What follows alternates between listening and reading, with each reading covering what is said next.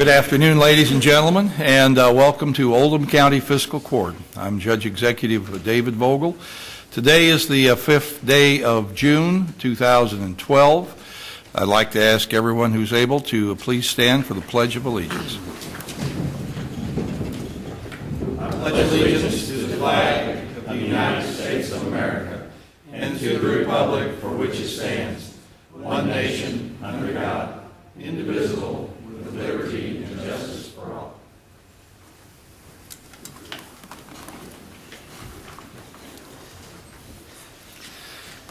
Well, anyone who has a cell phone, please turn it to off or vibrate. And I'll get mine on here going as well. Is there a, Madam Secretary, would you call the roll, please? Magistrate Likens. Here. Magistrate Tice. Here. Magistrate Leslie. Here. Magistrate Greenwell. Here. Magistrate Sparks. Here. Magistrate Eldridge. Here. Magistrate Dye. Here. Magistrate Logsdon. Here. And Judge Vogel. Here. Having all members of fiscal court present, this session is now in order. Is there a motion to accept the agenda? So moved. Second.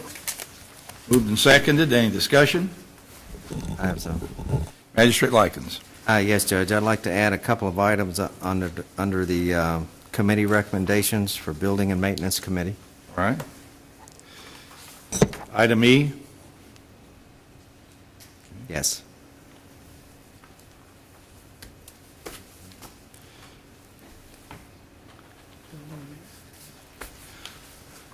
Is there anyone else who'd like to add anything or delete something?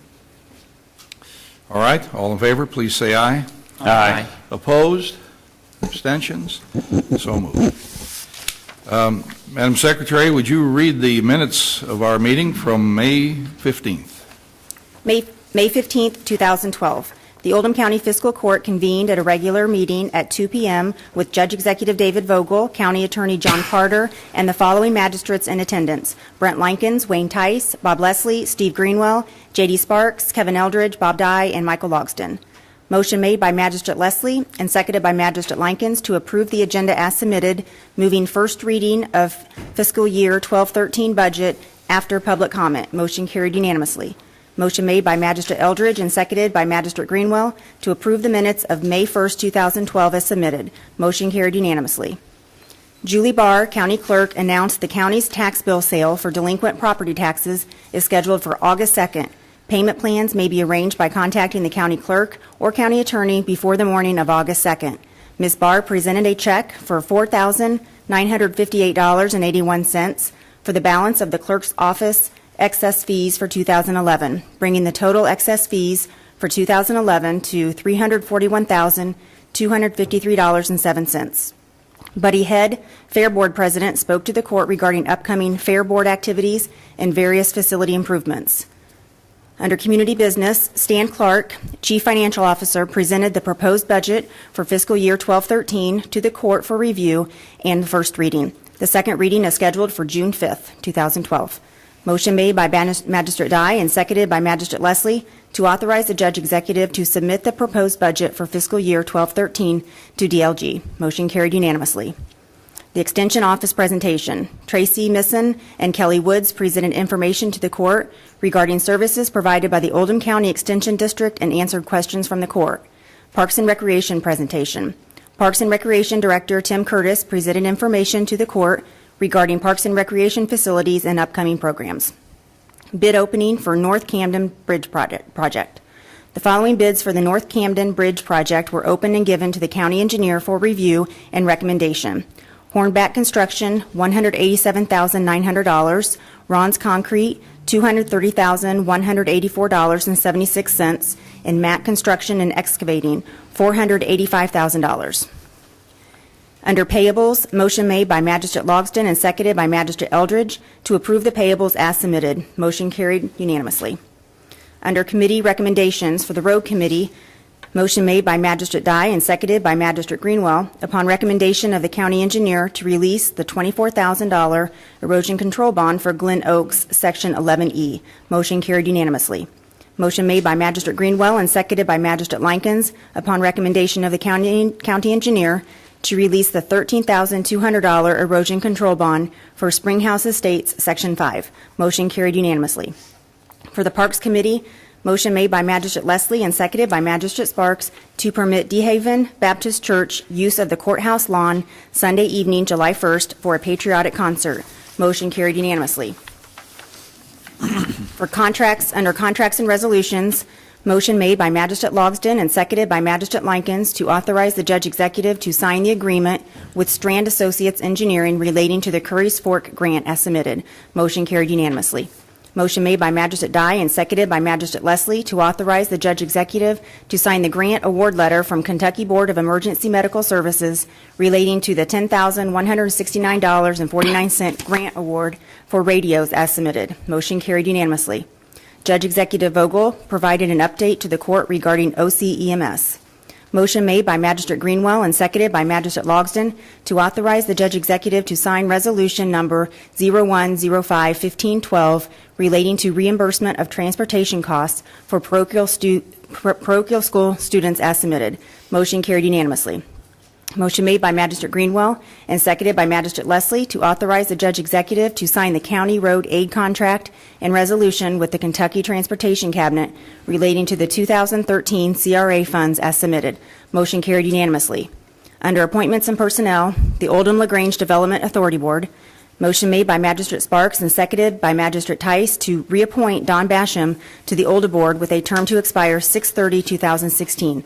Motion carried unanimously.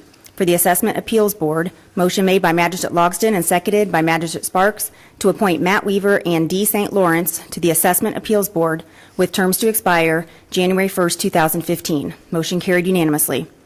2012 Aquatic Center Staff, motion made by Magistrate Tice and seconded by Magistrate Likens to approve the list of Aquatic Center staff for 2012 as submitted. Motion carried unanimously. Public comment, none. Under other business, Magistrate Tice commended Oldham County Clerk Julie Barr for operating her office so efficiently, allowing her to turn over a large amount of excess fees to help balance the budget. Magistrate Greenwell encourages everyone to get out and vote at the primary next Tuesday, May 22nd.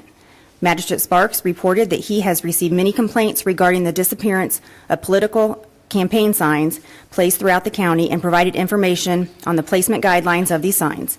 Campaign groups may check at the State Road Department building and with the County Roads Department for possible pulled signs. Magistrate Eldridge updated the court on the stream restoration project along 2856. He updated the court on the committee that will review foreclosed homes, clarifying that the homes of subject are not necessarily in foreclosure process, but appear to be in a distressed or endangered condition. If the public notices any homes that fall into this category, poor condition, abandoned, tall grasses, please call and report to fiscal court at 222-9357, and the information will be passed along to the committee. He requests that County Attorney John Carter provide to the committee written guidelines and procedures concerning the county placing liens on these properties. Motion made by Magistrate Eldridge and seconded by Magistrate Dye to adjourn the meeting. Motion carried unanimously, and the meeting was adjourned at 3:20 p.m. You've heard the reading of our minutes from May 15th, 2012. Are there any corrections? Is there a motion to accept the minutes? So moved. Second. Second. All in favor, please say aye. Aye. Opposed? Abstentions? So moved. Next item on the agenda today is public comment, a time when anyone in Oldham County may address the fiscal court regarding an issue of community interest. Is there anyone here who would like to express their interest to the community? Now, we're pleased today to welcome the mayor of Pewee Valley, Bob Rogers. Nice to see you here. Welcome, Mr. Mayor. I'm just here to thank Senator Harris, who's worked very hard for the city of Pewee Valley in acquiring a $219,000 grant for the city for its railroad crossing gate at Central Avenue.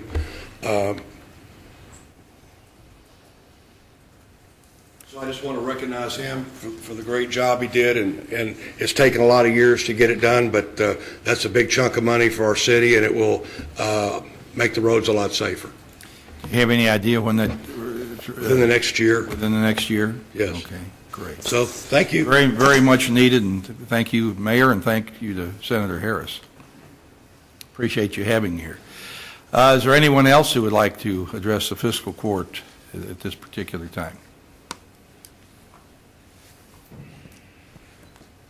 Seeing no one, I'm going to close public comment.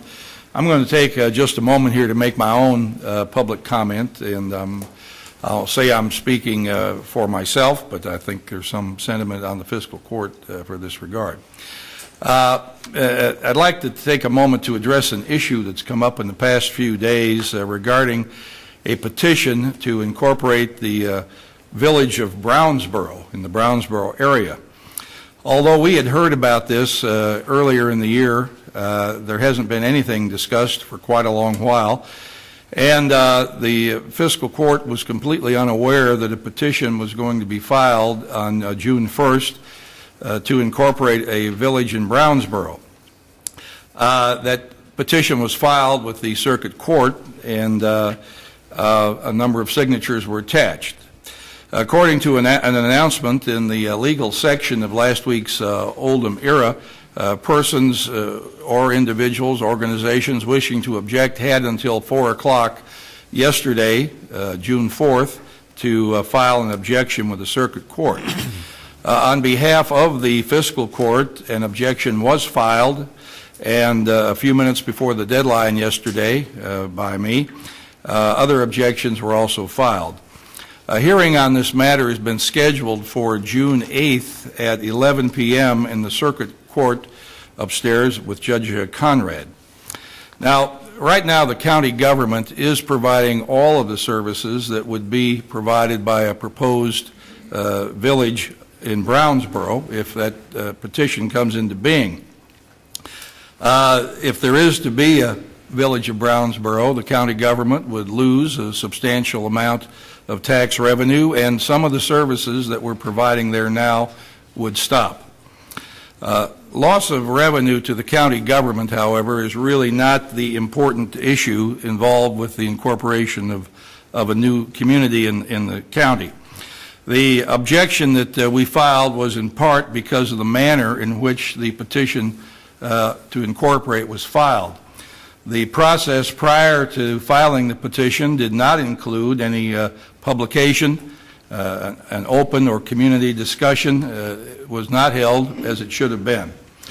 What is important here is that each person who lives in the city or the area of the proposed incorporation have an opportunity to participate in the process. Many of the signers of the incorporation paperwork were opponents of a decision by the Board of Education to build a new elementary school in Brownsboro. They objected to what they felt was a high-handed and ill-advised attempt or decision by the Board of Education that didn't take the people of Brownsboro into consideration. Some people are saying or believe that the stealth-like manner in which this petition was filed, with only the minimum number of days allowed to between the filing date and the comment date closing, it was much like what they thought the school board handled the Brownsboro elementary school decision, sort of a stealth-like manner. Attempting to begin government on a less than community-wide basis with support is the wrong way to get off on starting anything new. So all persons who are interested in this case should attend or are invited to attend the Oldham County Circuit Court Friday, June 8th at 11 o'clock. Moving on now, let's go on to the next item on our agenda, which is the final tax settlement from Oldham County Sheriff Steve Sparrow.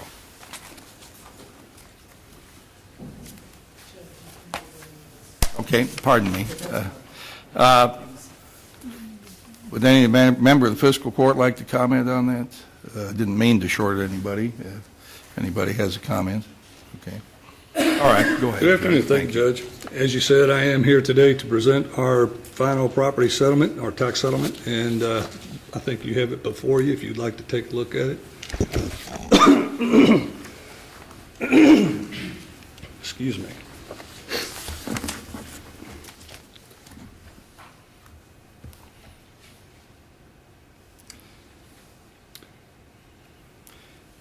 Sheriff. Does anyone have a question for the sheriff regarding the settlement? Would you mind to tell the public how the final settlement comes about? The final settlement, if you're talking about the dollar value, we collected this year for Oldham County $61,477,626.85, and in which we've already turned our settlement over to the fiscal court last couple months ago. Right. And And we're certifying this number as that's exactly the right. Yes, sir. accepted number for the 2011 tax year. Yes, sir. Yes, sir. That's correct. All right. Is there a motion to accept this, please? Motion to accept. Second. Second. Moved and seconded. All in questions? All in favor, please say aye. Aye. All right. Thank you, Sheriff. Appreciate it. Thank you. Appreciate Thank you, Sheriff. your effort. Our next item on the agenda today is a presentation by Beth Stuber, our county engineer. All of us have heard repeatedly over several years about the a water project and known as Curry's Fork, but there's a certain amount of misunderstanding, lack of information about it. So I've asked Beth to make a presentation today to review for the fiscal court and the community what the Curry's Water Fork project is and where it stands. I am going to condense, hopefully it's down to about 10 or 15 minutes of all the wonderful things about the Curry's Fork Watershed Project. I could talk for half a day on it. First, I wanted to show you our final report that was recently approved by the Kentucky Division of Water. This is just the body of the report. We've got the appendices on a disc because they take up about twice as much as that again. So it's quite a document. And of course, I have it downstairs if any of y'all would like to look at it in detail, or any of the public would like to come in and see it in detail. The main people that worked on this report would be the fiscal court, being the owner agency responsible for all this, and obtained the formal grant from the EPA, the Division of Water. And of course, I've been the point person for the county. We got a tremendous amount of help from Strand Associates, project managing, collecting the data, pulling it all together. They're a very large consulting firm. They had a lot of specialty folks that we could call on for different pieces of it, and they pretty much wrote the report. Their main point person is Paul Marin, who's sitting here in the audience with me today, in case y'all have any questions for him. And then our last person that worked on it a great deal was Corinne Mulberry, working as a technical advisor. She was retired from the state. She did this for 20 years with the state. She's very excited to come back and work. But she's scuba diving in the Bahamas or something today, so she couldn't be with us. Here's a map that shows the boundaries of the Curry's Fork watershed, plus the 4 subsections that we have. North for Curry, south for... north is in the reddish. The south stream is in the yellow. The Asher's Run is in the orange. And the main stream is in the blue. And it starts, you can see 53 and 146 up there at the top end of north. It goes out a little further along 146. Comes down, you see Crystal Lake is in there. It's near the headwaters.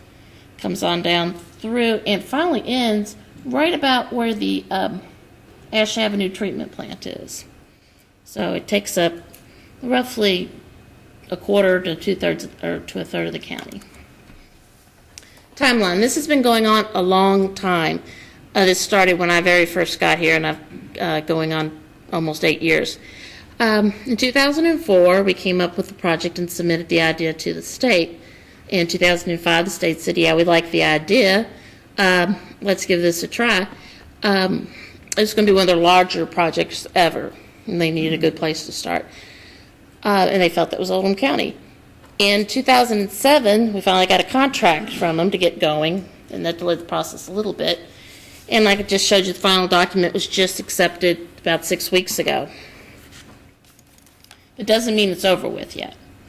Now, they awarded us $1.6 million, almost twice what they had ever made an award for before, and I think since they have not done anything that large.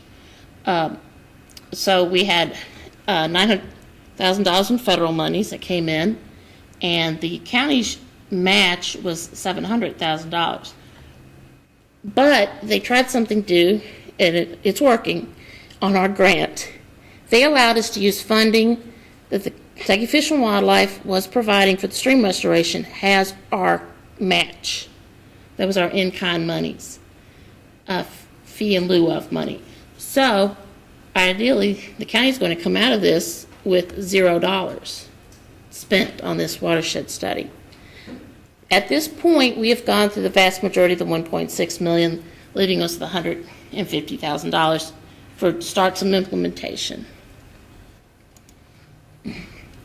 Of course, the main goal of this whole thing is to improve the water quality in Curry's Fork.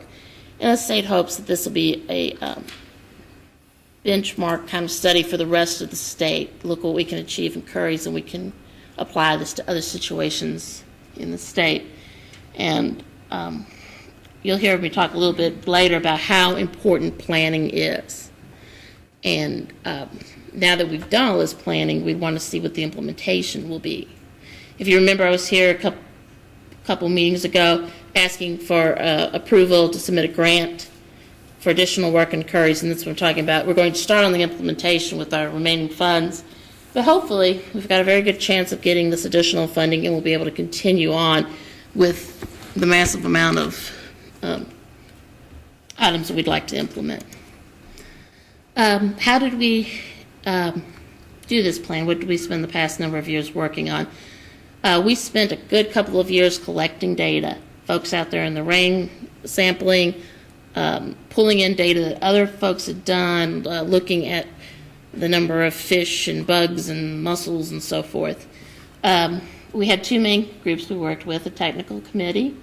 Folks on the technical committee would be your sewer district, the health department, the schools, and so forth. A lot of the community agencies were represented in that group. Then we had a stakeholders group, which brought members of the community that live there to meetings and got their input. What do they like to see? What are they worried about? And then later reported the data to them and kind of got their feedback. Well, now you've seen the data. What's your thoughts now? And we'll cover, we put the implementation plan together. Some of the reasons why we do this watershed plan is not just for the fiscal court. It is for any group of people that would like to use it, that have an interest in improving this waterway. In fact, we'll get quite a bit of use out of the folks doing the Floyd's Fork study. And if we someday get a group together of the Friends of Curry's Fork, it'll be what they base their work on. And it is required to get any kind of additional funding. The state's no longer interested in giving you money to start things on the ground without some part of planning. And overall, the goal of all this is to protect and improve the health of Curry's Fork. Some of the things that the state thought was wrong with Curry's Fork before we went into this study, and yes, they did, have some data. We feel like these were issues. It was not safe for swimming, for recreational contact, due to bacteria, and it did not support fishing very well. And then, of course, we're all familiar with sedimentation issues with all the construction we had, but we also have a lot of sedimentation issues dating to the movement of the creeks over the past 100 years that are cutting into the creek. That's usually where you see that big tall wall of dirt by the creek, and that just continues to wash and shoot the water. Flooding issues were a huge concern to the residents we talked to. What we found kind of threw us for a little while because we didn't find one particular item that was wrong throughout the watershed.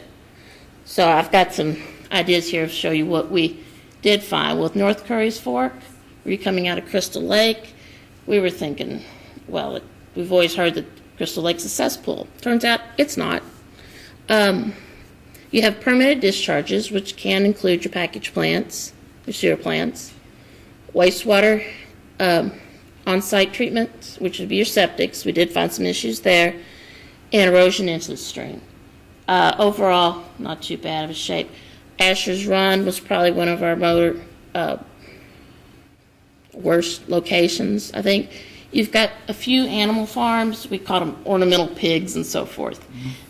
You've got your wildlife. Deer we're really suspecting deer play a lot into the bacterial problems in the creek. And again, you've got your septic systems. South Fork, Curry's Fork, which is along 22 roughly, I see a lot of development, a lot of subdivisions in that area as you move towards Crestwood. A lot of the tree cover has been removed, very bad for the fish and other life.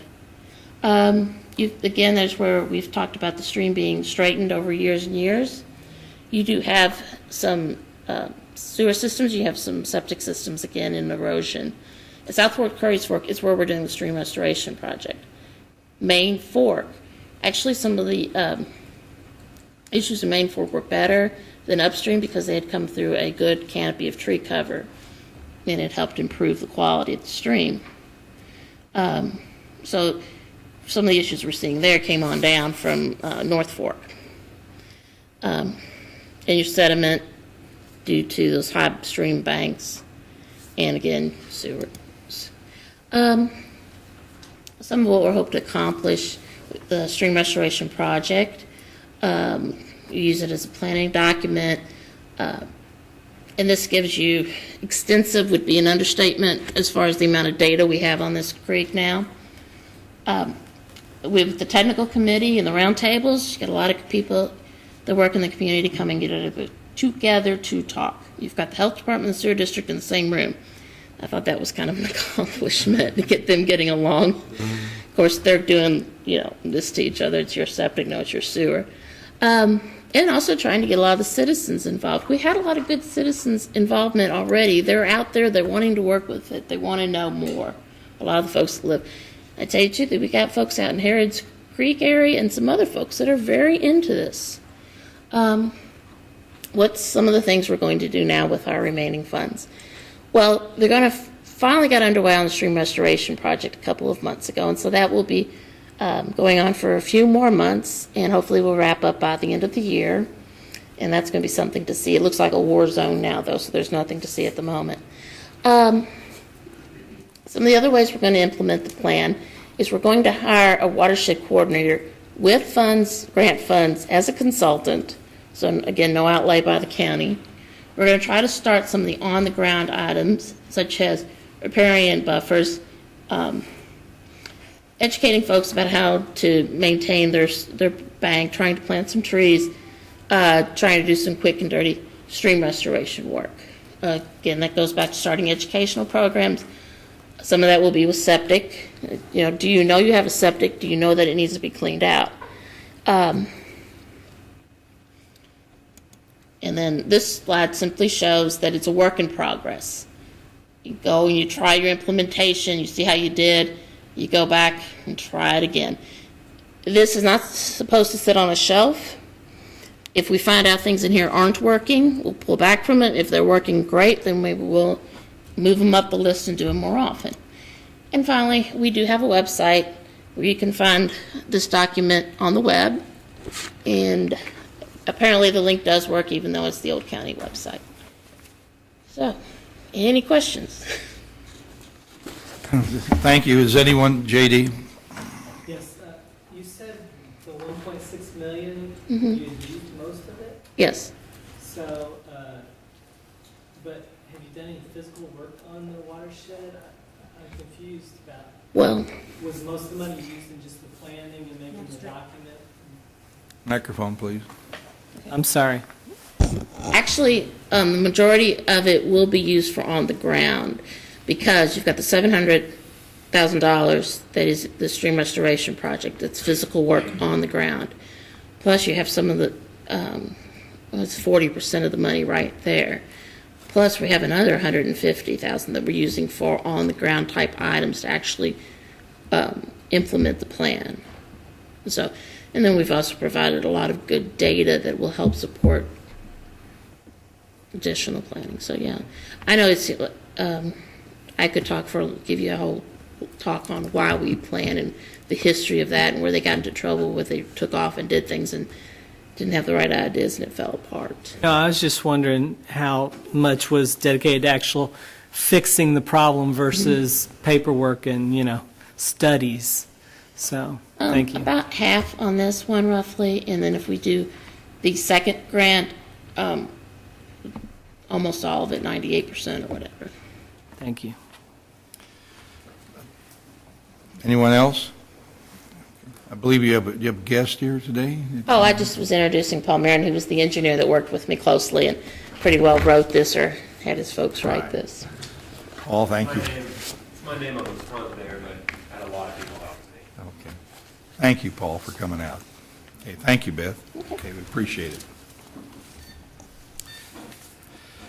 Next item on the agenda today has to do with bid openings. First of all, for our pre-engineered steel building.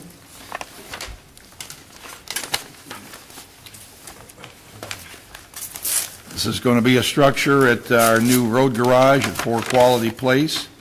And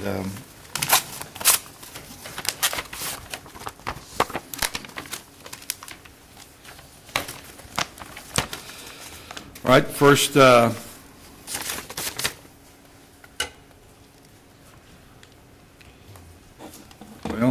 let's see. Okay, first bid here is for R&R Erectors. It looks like the total bid is $65,900. This bid is broken up into 2 pieces here. So we're going to let our maintenance director, and building director, Doug Johnson, look at these before we decide here. Are we just on the salt building now? We just had one bid for the steel structure? Okay. This is for a salt dome building, also at the road garage.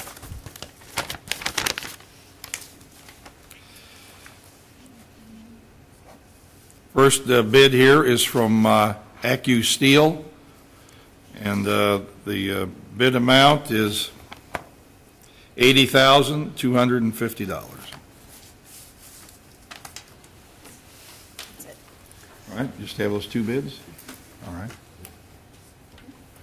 All right. We thank the bidders for participating. All right, go ahead. We have now a bid opening for the Caldwell Lane paving project. What about the salt storage building? We just did it. Oh, that wasn't the pre-engineered it. steel building? No, we did, the pre-engineered was the first bid, the salt storage was the second. Oh, so there's only one bidder. There's only one bidder on each item. Hmm. All right. This is for the Caldwell Lane paving project, Mac Construction, $90,554. How much, Judge? $90,554. Thank you.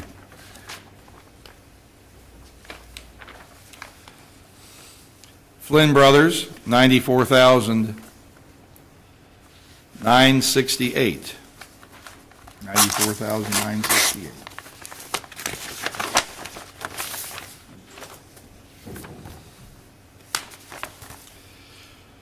Ohio Valley Asphalt, $84,845.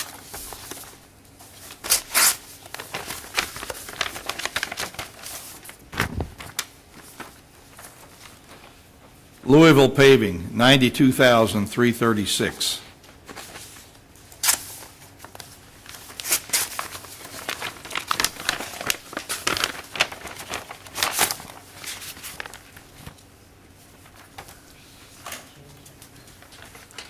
Riverside Paving and Contracting, $92,256.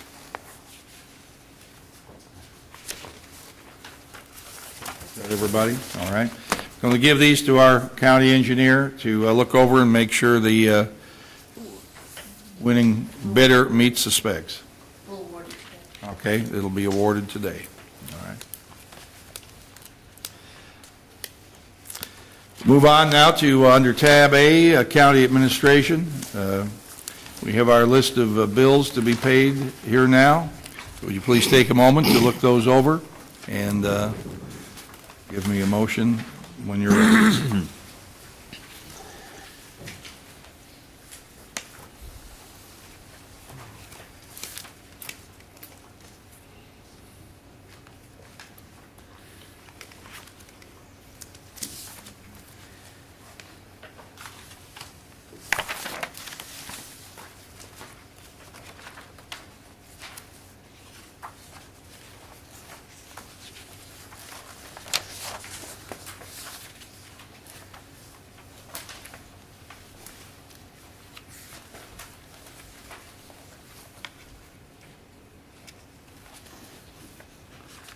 Judge, I make a recommendation to accept the bills as paid.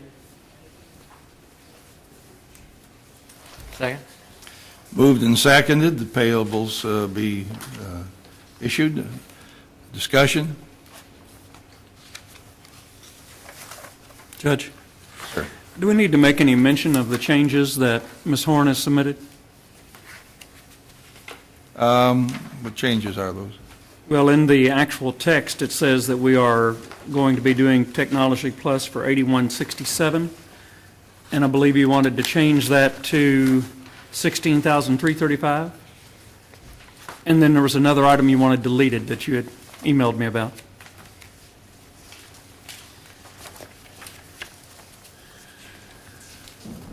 Sorry, I thought those items County were... Treasurer Melissa Horn. Sorry, I thought those items were changed in your packets. On page 4, the bottom of the page and the top of page 5, the item for David Cottrell needs to be deleted from this approval. And then on page 13, the Technology Plus item, 3/4 of the way down the page, that should be removed.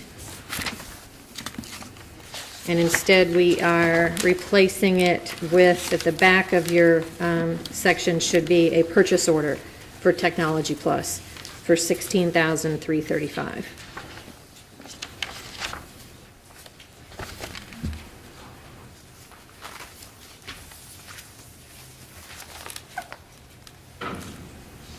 Any other corrections? All right, Thank you, Ms. Horn. thank you.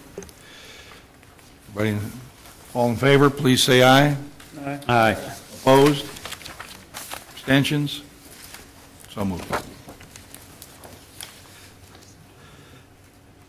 Under committee recommendations, we have item B from the Human Resources Committee. Okay. Tina, are you here? Okay. Judge, Okay. the Human Resources Committee met a couple of weeks ago, and we're making a recommendation that Tina's here to talk to us about doing an audit for the administrative code, and if Tina could just give us a brief presentation on that, I would greatly appreciate it. Well, the company that we're looking at is Integrity HR. You have their proposal in your packets. They're going to give us a red line version, electronic version of their recommendations for best practices. They're going to try to simplify our administrative code, make it read better. We just thought it would be a good idea to have another set of eyes look at the whole administrative code in one shot and make the recommendations. And the price for that is $26.50. So we're looking for a recommendation for approval. Magistrate, does the Human Resources Committee recommend this? Judge, as chair of the Human Resources Committee, I make a recommendation that we accept this bid. No, second. To go over the whole administrative code. Like Tina said, it's never been gone over, and I think it'd be a great place to start with to see if there's anything we need to fix or how it's going. Okay, moved and seconded that an outside consultant be employed for $2,650 to review our administrative code and make recommendations for improvements that might be found. Is there any discussion? Magistrate Sparks. Tina, I know that in my other work, our payroll company does a lot of HR services for us. Does the company that we use for payroll, do they not offer any of these services like this? I'm not aware of that, but I can check into it. I'd appreciate it if you did that, just, make sure we're not taking an opportunity that we might have access to such services. Are either CFO or treasurer aware of any service administrative review? Okay. Well, we can certainly look into that. It hadn't been brought to our attention if they have that service, so, All I'm doing is asking Chet. sure. Okay, all in favor, please say aye. Aye. Opposed? Abstentions? So, thank you. Road Committee, Magistrate Greenwell. Thank you, Judge. We're going to award the bid for the North Camden Bridge project, and Beth Stuber's going to present that, and also I think she's probably going to go ahead and give a recommendation for the Caldwell Lane paving project.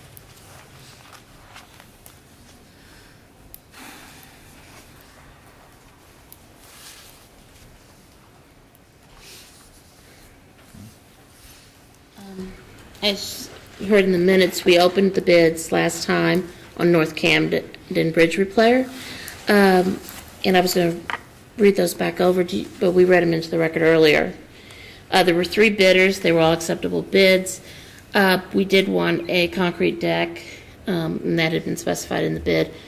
One bidder gave us a metal deck bridge, which, I was interested in looking at the option there, but or concrete deck, which we preferred, came in lowest bid.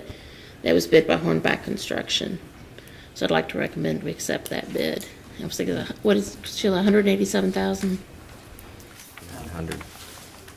$187,900. And Judge, I'll make that a motion to present the project, the bid to Hornback Construction for $187,900. I'll second.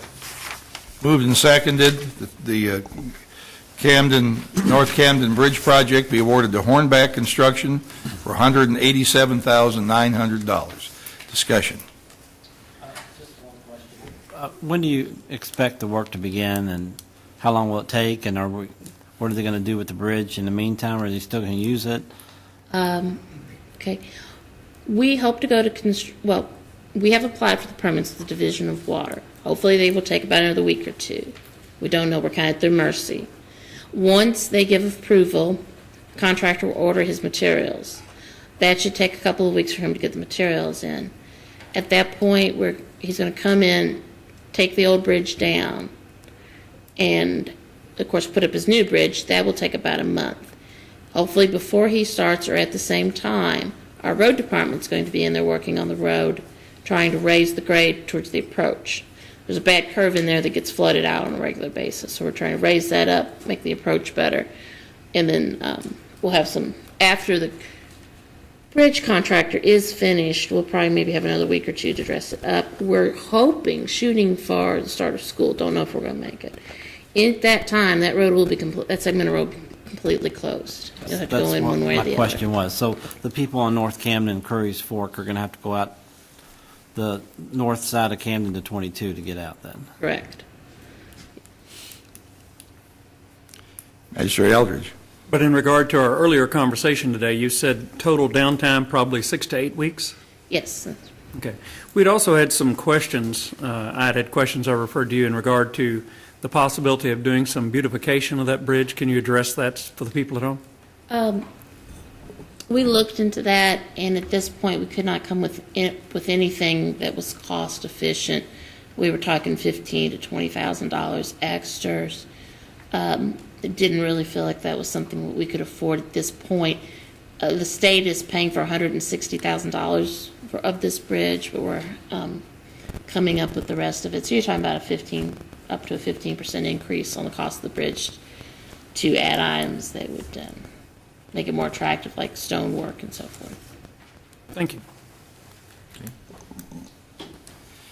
You satisfied with that? Okay. Anybody else? Okay. No. So we take a vote on that? We haven't yet. All right. All in favor, please say aye. Aye. Opposed?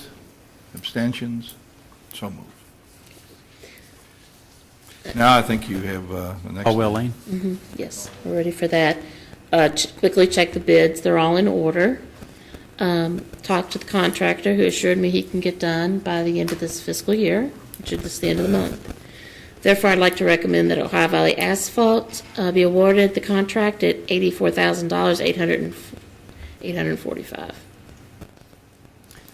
Judge, I'll make a motion that we accept the bid of Ohio Valley Asphalt for $84,845 for Caldwell Lane. Moved and seconded, the Ohio Valley Asphalt bid for Caldwell Lane be accepted. Discussion? All in favor, please say aye. Aye. Opposed? Abstentions? So moved. Thank you. Judge, I'd like to thank all the people that bid on that project. They were all really tight there and good bids, and several of them were here in the audience earlier, so I'd like to thank them for their bids. We always thank I appreciate you doing that. Thank the vendors that attempt to serve Oldham County. I believe our maintenance and construction director, Doug Johnson, has have you looked at your paperwork there? I have, sir. A recommendation to make? We'll do the metal building first. The bid is in order. It's acceptable. It's everything that we've asked for.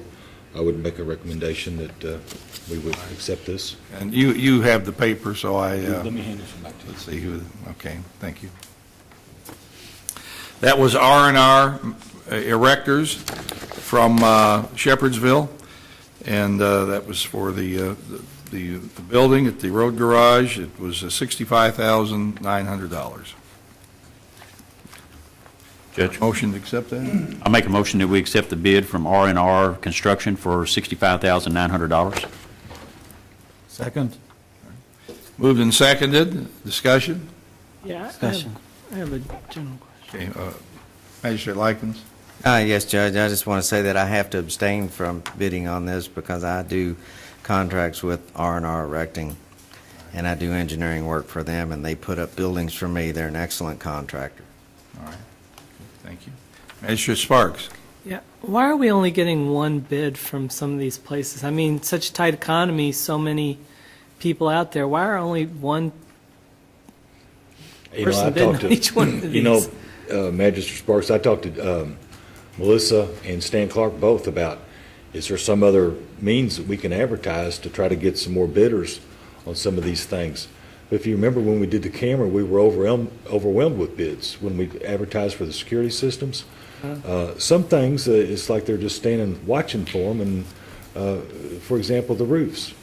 You would think that a conventional roofer, when we advertised for the roofs, we would add a bunch of bids on that, and we didn't. So I don't know. I can't explain it.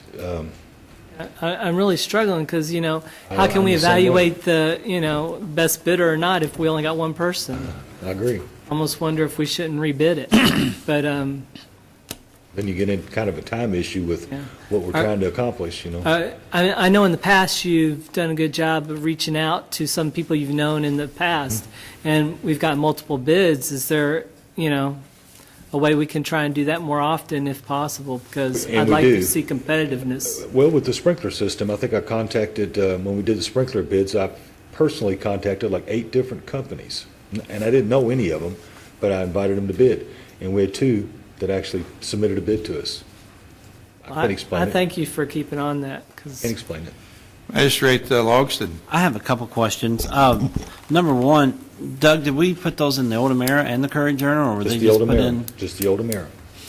Well, yeah, I'm not saying anything against the circulation of the Oldham Era, but, maybe we need to start putting this in the Courier Journal because, half the county doesn't get the Oldham Era. I mean, and I don't know what the rate is that receives the Oldham Era, but, I just think that we need to start bidding this out a little bit more than this. We thought there was a website through state government that we could advertise on, that people that were looking at commercial buildings would do, but we've not been able to actually find anything. You would think that they would have something that we could advertise, put an ad in on a website that all state bidders would be looking at, but we haven't found that either. Well, then is there any way that the court can go ahead and approve that these bids must be put in the Courier Journal also instead of just the Oldham Era? Judge? Well, I guess we could. Courier I'm Journal with is JD, expensive. and again, thank you for the recommendation of the maintenance committee that did this, but I don't know, is this a good bid or not a bid if just only one person did it? And I guess my next question leads me to that question is, What's the building going to be used for? This is, this is the building that we actually got the variance for. It was their tool shed. Okay, Put that so on you're this? going to enclose that? Yes. Okay. 3 sides of it. One This is side the of it first time will I remain heard, open, so that's why. And they'll pull trucks in there, they'll park their, will it work on there? There we go. Sits on the right-hand side of the property, and we'll enclose the backside, make it 20 feet deeper, and close the backside, close in the 2 ends of it, and then it has a 10-foot canopy that comes over the front of it, so that they'll actually be able to pull equipment in there, keep it out of sight. Their bobcats, their trailers, the grader I think they're putting in there, their plows, when they're not attached to the trucks, instead of setting them outside, they'll probably go in there. It just keep everything nice and clean. Okay, thank you, Doug. Magistrate Greenwell. Thank you, Judge. By advertising in the Old Emera, we fulfill our obligations to advertise in the paper with the most circulation within the county that we reside in. We could advertise in the Courier-Journal also. I understand they just lost 10,000 subscribers last month with this recent price increase. So, I mean, why spend twice the money at least to attract people that may not be interested in bidding? I mean, most companies have people employed that do nothing but look at, these bids and stuff like that, and through whatever means they have of doing that. And so it's up to them to look for our advertisement. It's not up to us to reach everybody that we can. Well, and thank you, Steve, for that. I mean, I appreciate your comments, but I just, for one bid on $65,000, that's a lot of money, not to have another bid to see if they're competitive or whatever. I would be willing to spend another $200 or $300 or whatever to see if we could get a better bid one time at the Courier-Journal, see if it's going to work. That's just my recommendation. We don't have to take it. I just think one bid is just, I just don't think it's acceptable. In the case of the steel building that we're talking about, I too am surprised that we only had one bidder. On the building that's getting ready to come up, it was a little more specialized. We only had one bidder on that, and that's probably all we were going to have, because there's only certain companies that can do that, and there's only one probably on this side of the Mississippi River that can do that. So, but in the case of steel building, I too think we should have had more than one bid, but, you can't hit them in the head with a hammer and make them bid, Magistrate Dye. In this year and a half that I've been on the court, I don't think this has come up more than once.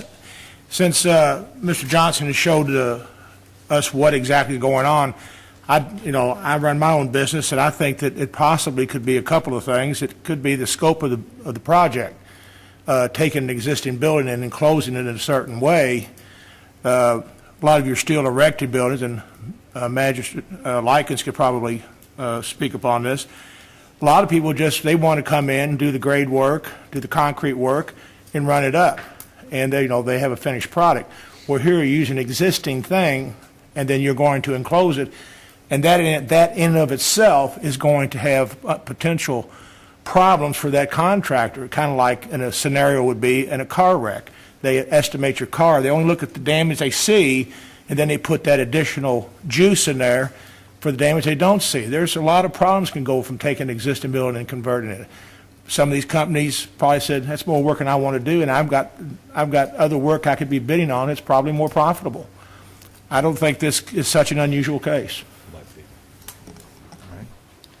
Magistrate Sparks. Yeah, on the circulation issue, and correct me if I'm wrong, it's hearsay here. I heard that the Courier has the largest circulation in our county than the Old Emera does. Now, But they're not based in our county. yeah, I agree with you, but the question is, if it's on circulation, they're not the largest circulation in our county. But their business is not located in the county. I understand what you're saying. So we're fulfilling our obligations by advertising in the Old Emera. I'm just saying that I think the issue has come up before. People have argued about where we should do our legal advertisements. So anyways, I think that advertising in the Courier would be wise if it brings us more bids, and we might try it on a temporary basis on some projects. But one question I would have is, does that reverse auction site that Keiko keeps telling us about, does that apply to these types of services, or is it just like for equipment? an equipment purchase. I've talked to them. Yeah, it's It just. is neat. It's neat how okay. that works. I just didn't know if that might be an avenue or not, but Yeah. thank you. We were buying a tractor or a dump truck or something large. I over appreciate 20. you calling people and contacting them, let them know about our bids, because I think that's half the battle. Okay, any further discussion on this item? All in favor, please say aye. Aye. Opposed? Abstentions? One off, okay. All right, All there you go. right, the second one is on the salt building, and it is exactly what we were asking for here, and I would recommend that we would go with the AccuSteel quote. All right. Judge, I'd like to make a motion that we accept the bid of AccuSteel for $80,250 for the construction of the salt storage building. All right. Second. Moved and seconded that the $80,250 bid for AccuSteel for the new salt building at the road garage be accepted. Discussion?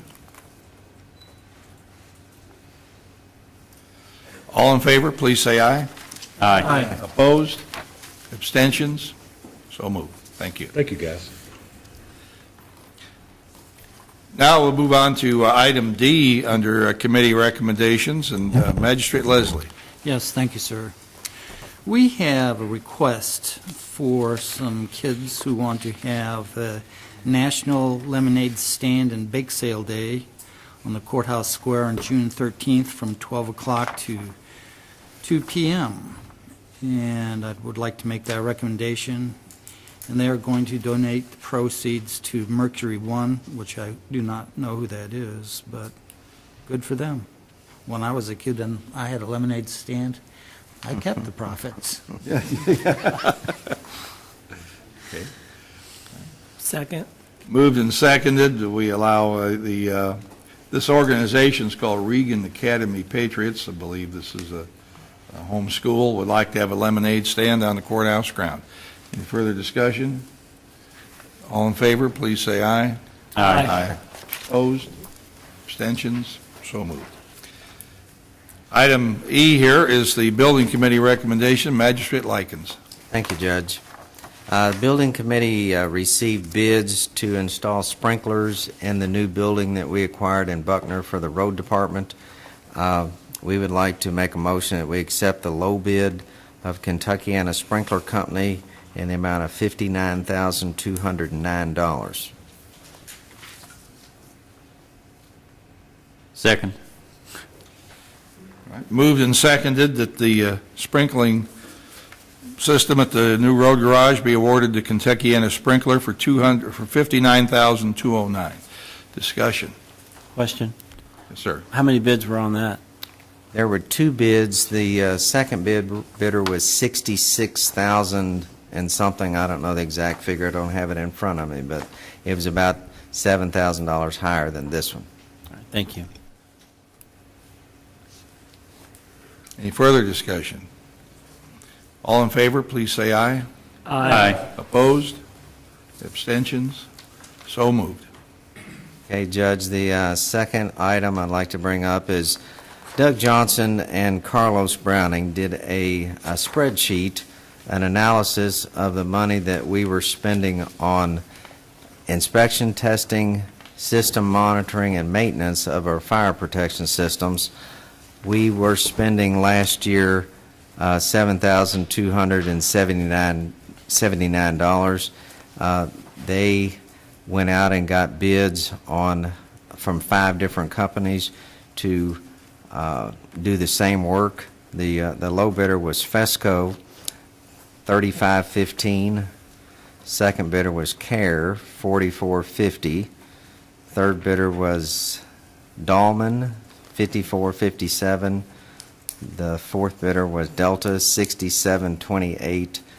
And the fifth bidder was Simplex, $11,412.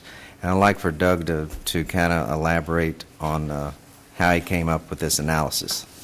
Well, we're going to have to bring Carlos up here for this. When we were doing our budget, I knew I was signing tickets that I had inherited when I came on board to about 5 different monitoring companies. And I knew it wasn't right. And I knew it was like, none of them were big tickets, but when you add them all up, every building had a different vendor. So come up here and bring your chart. So Carlos is my deputy director, and I think most of you have seen him around and know him. So I said, Carlos, go through this, and let's get some bids, get one vendor to do all of this. Let's find out when our contracts are all up. Sure enough, they've all come up and expired. So we went through, and we had all these guys bid it. Now, you got to remember, the low bidder is Fesco. Fesco has been doing Mike Simpson's jail for some time. We've been extremely pleased with them. They're a very reputable company. It just so happened they were low bidder on this.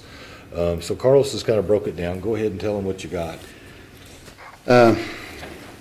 One thing you should know, with Fesco, the 11-4 is a service contract also. We would not pay for service during normal business hours, but on overtime hours, we would still be charged their normal overtime rate. But we would have to take 80 hours of service to even come close to our lowest bidder. So I feel that Simplex is not a choice we'd like to make.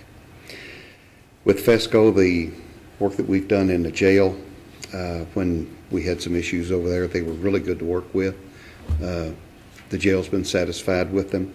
And based on that and the other companies that have currently have contracts with us, they're the ones that bid. I showed them all the same thing, went through the buildings with them, showed them what we had, and they all evaluated it and came back with these bids. I don't know whether you have the same thing I do. Do you have, I think they do. in red, the thing, oh, you don't have color? It's the same thing. Okay. All the way down to the new services line are things that we currently do. And the things that we currently do are $72.79 in 2011. So I went back and pulled all the data out of 2011, and that's what I came up with. If you add the fire extinguisher services of $27.34 and our first aid supplies of $11.33, that's quite an... We're talking about item I on the agenda. We got jumped ahead there a little bit, but that's okay. Item I, it's got the spreadsheet in it.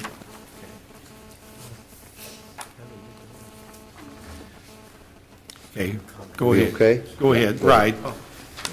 Yes, the building committee brought this up, but we had it on the agenda for later, but that's okay. I think we're all on the same page now. Okay. Sorry, Judge, I didn't know it was on item I. I didn't see it. Okay, it's all right. Okay. Put it on screen.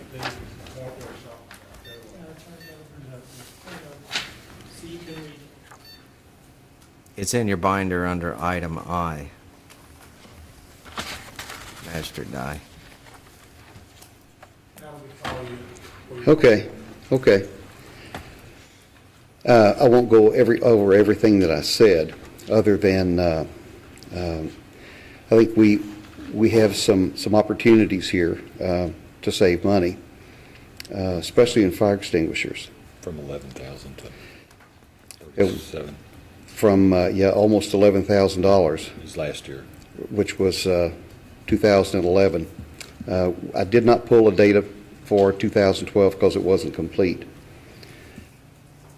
But at $35.15 plus $279 for the fire extinguishers, I think we could save quite a bit of money. It'd be $37.64 as opposed to $11,000. Right. That's by consolidating all of these fire service Yes, sir. equipment servicing Yes, sir. runs into one organization, okay? It'd make it easier for billing, for Melissa and Wendy. It's just one-stop shop. Right. This is a great, very nice analysis. You did a good job on this, pulling it all together. So, does everybody see where the figures are coming from? In the first column under Fesco, their bid for doing fiscal court, AOC, the jail, and the South Oldham Government Center is $3,700, $3,794, I believe, if I'm adding it right here. Where the next lowest bidder is, how much there? It's CARE. 45. 80, pardon? 45 for care. Kara? Yeah. Be next lowest. Right, okay. CARE does a great job too. They're currently doing our panic buttons monitoring. So forth. Well, they're all different there. They're all less than what we're paying. Absolutely. The sum total of what we're paying is less than we would pay almost any one of these, I guess, individual vendors. I guess our recommendation is that we would go with the low bidder, which would be FESCO, and move all of our contracts, which you would have to sign for us, to one vendor, make it a lot easier for everybody. That's what we're asking for. All right. Judge, I'd like to make a motion that we just consolidate all of our fire protection system contracts into one contract with FESCO for $3,515, and that is per year, and it's a renewable contract per year, along with the fire extinguisher inspections for $279 per year. Is there a second? Second. Okay. Discussion? Question, what's the new services? While they were here. Can you step right over by the microphone? Go ahead, Carlos. Well, while they were here, Doug said to take a look at some of the other buildings in case we want to include fire protection and security at later dates. So I had CARE, Delta, and Simplex look at those buildings. FESCO and Dahlman had already made their tours, and I did not ask them to come back. The new services for South Oldham are for alarms, panic alarms, and security system. And the North Oldham's same thing, and the old church would be fire protection. We have no fire protection over there now. And the police department, the same thing. There are no fire alarms down there now. And animal control also. Measure die. These are just installation equipment and Equipment and, yes, These are for equipment and installation only? yes. Okay. And does FESCO and Dahlman offer the two blank, the four blanks, or do they offer that down there? Yes, I would have to get them back to look at it. Okay, but this was just if we needed to know that in the future. Yeah, if we need it in the future, why, it's available for us. Yeah. Well, I agree with the judge. This is we just had this conversation about one bid, and here you all taken. And how many of these five here are we presently using? All but Delta. Oh, so we're cutting four down to one, and Well, there are five, counting the monitoring people. We have one additional monitoring. There are five total, but I did not go to them because they don't provide some of the other services we wanted. I see. Okay. All right. It's a great job, both of you guys. Appreciate it. I mean, you're really, working for the taxpayer here. Thank you. Magistrate Likens. I think I'm still under the Building and Maintenance Committee, but one recommendation that I might be able to make is that we have a service called Builders Exchange and the Dodge Reports that actually, if you call them up with a construction project, it goes nationwide to hundreds of contractors, and it's free service. So the next time we have a bid for almost anything, we can go to the Builders Exchange. You just call them up, and they'll list it. They actually send out notices, electronic emails to anybody that has already said that that's their specialty work, like buildings or acoustical ceilings or plumbing or anything like that. They all get that report. All right, well, do you have a question on the fire extinguishers? here? Don't they also? We're getting off topic Sure. here right now. We can discuss that in just a second. Let's go ahead and, I think this has been moved and seconded. We accept this bid with FESCO. Any further discussion on this? Yeah, I got one question. We're voting on the totals, which is the 3515. Really, Plus it's 279. it's the two of Plus them, the 279. okay. 794. The other services we're just looking at this point, is that right? That is correct. Okay, Yes. Thank you. All in favor, please say aye. Aye. Opposed? Abstentions? So Thank you guys again. let's, all right. That's all right, Judge. It's not important. We were kind of getting off the fire extinguisher thing there, but I'm sorry. that's a good point. We should be, there are, in all due respect to our newspapers, and we certainly believe in advertising in all mediums, but there are a number of ways to reach an audience, and just a single way has gotten to be no longer the way. It's just there are multiple ways to try to communicate. So we certainly don't encourage one bid situations, and I don't want to really explore the subject right now other than to say that when someone does bid and no one else bids, I guess you can decline that bid, but if you bid again, the same person, any new bidders have an advantage. You may get only the same person bidding again at a higher dollar amount. You may say, well, the heck with you, I'm going to push it up since you didn't take it last time. I mean, Fair enough. I don't know what can happen there, but we'd certainly like to have as many bidders on everything as we can. All right, next, under community business here, we're going to have two public hearings now, and we have our local government assistance funds hearing, which we call LGEA funds. It's a public hearing required on the expenditure of funds that we receive, and these are generally grant programs, and but we don't we administer these grants, but we actually don't have any grants that fall in this category in the county government right now. So when we have our budget hearings, a step is to approve these LGEA grants, but we don't have any. So I believe that we can skip that public hearing. Next public hearing, though, we will have, we also receive county road aid money from the state, and we're required to have a public hearing in regard to the county road aid funds. If anyone here would like to express sentiment at this time on where county road aid dollars should be spent, I'd be happy to entertain you and ask you to step forward.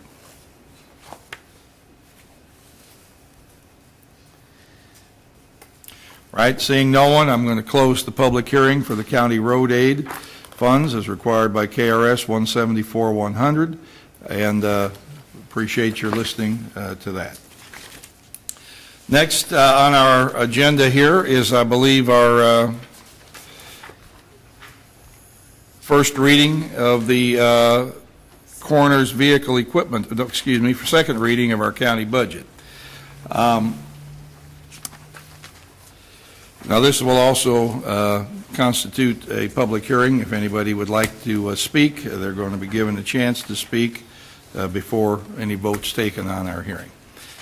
I'm pleased today to bring forward for a second reading our county budget, and that we're proposing for the new fiscal year, which is going to begin on July 1st. Today is this second reading, and as I mentioned, it'll be a public hearing. Before I begin, I'd like to make just a couple of remarks.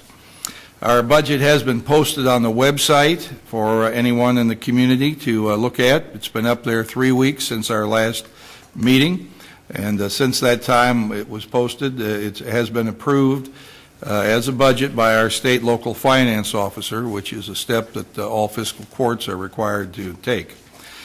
Our committee process this past year has worked very well, I believe. Committees have looked all through different aspects of the budget, and I would like to thank each committee for the work it has done in providing ideas and oversight. We have 9 different committees here at the Fiscal Court, and each one has specific responsibilities for various parts of the budget. The budget review process itself falls most heavily on the Finance Committee, made up of Chairman Wayne Tice and Magistrates Bob Dye and Kevin Eldridge. And I appreciate the process the committee has followed and the scrutiny that has been applied to each line. We're not doing anything here to waste money. We're all looking at ways that we can economize and provide the best and most efficient services for our community. Over the past month, but particularly over the past 3 weeks or so, we have worked among each other and any community members that ask us to promote transparency by answering questions and encouraging ideas from our magistrates and various other persons, department heads, and any community members who are interested in discussing it. I'd also like to thank our CFO, Stan Clark, and our treasurer, Melissa Horn, for the contributions they have made, particularly this year in helping our department directors understand and implement a new zero budgeting process. I'd also like to thank our directors, I thank all of whom are here today to answer any questions that may come up during our budget hearing. I appreciate the cooperation and good work and fine effort that you make for the community.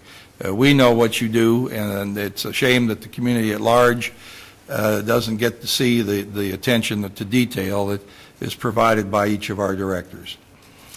I'd like to, at this point, assure the community that our county is operating within our budget means.